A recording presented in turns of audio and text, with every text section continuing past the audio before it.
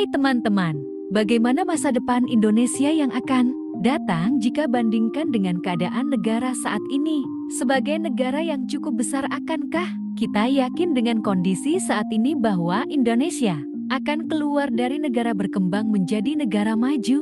Jika kita lihat perkembangan ekonomi Indonesia dalam 5 tahun mendatang diprediksi akan tetap positif. Berdasarkan data pertumbuhan ekonomi Indonesia 5 tahun terakhir, pertumbuhan ekonomi Indonesia telah terjaga di atas 5%, bahkan ekonomi Indonesia diproyeksi akan kembali tembus 5% pada tahun-tahun mendatang. Namun jika kita lihat dari faktor pembangunan dan pemberdayaan sumber daya manusianya, Indonesia berada di tingkat sangat sulit dikarenakan hampir 70% sumber daya manusia Indonesia belum mampu bersaing dengan negara-negara lain. Hal ini bisa menjadi acuan kemunduran perkembangan bagi sebuah negara, ditambah lagi dengan tingkat korupsi di Indonesia sudah sangat parah. Jika kita melihat saat tingkat korupsi di tubuh lembaga pemerintahan, bisa kita katakan hampir semua lembaga negara yang mengurusi tentang rakyat memiliki jejak korupsi yang dilakukan oleh oknum. Yang paling krusial adalah lembaga hukum kita, di mana saat ini lembaga-lembaga tersebut sudah sangat terang-terangan melakukan tindakan hukum secara semena-mena.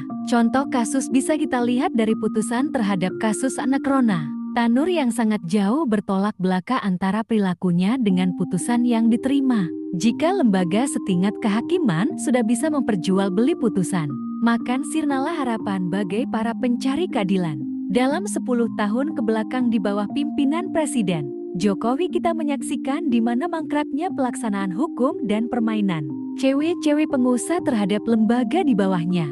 Maka kita bisa pastikan jika tindakan yang sama akan berlaku di penguasa sekarang.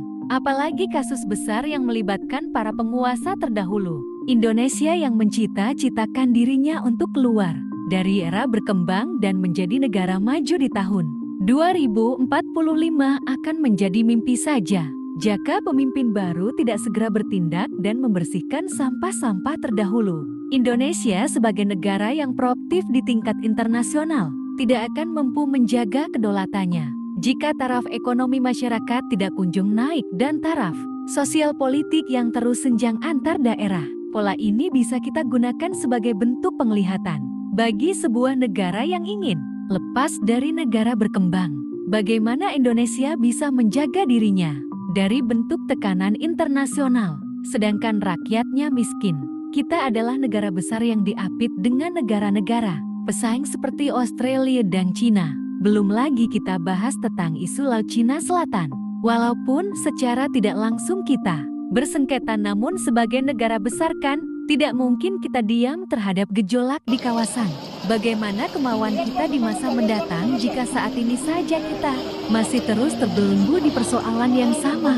Jika kamu setuju, jangan lupa subscribe channel ini.